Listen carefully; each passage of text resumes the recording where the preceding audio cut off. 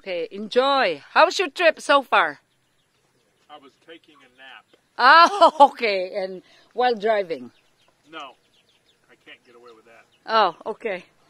So let's see. Oh, that one, guys, because we are at the most, one of the most remote areas. So that one is like 30 pesos, 50 cents for a US. But if you go in the city, that the price goes double. Dinadala namin ng Quezon. Tanungin muna. Oo. Matamis talaga? So ito na nga, bibilin ko na lang ito.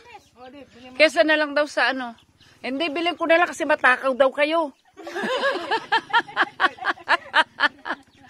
Okay. Sige, bayaran ko na ito.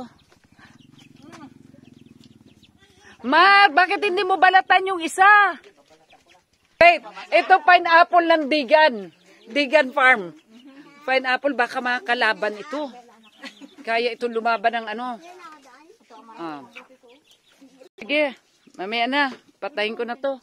Kasi ano na eh.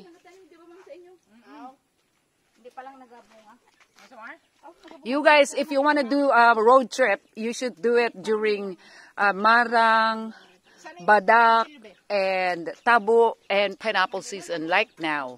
It's raining a little bit, but it's okay. It's not bad at all.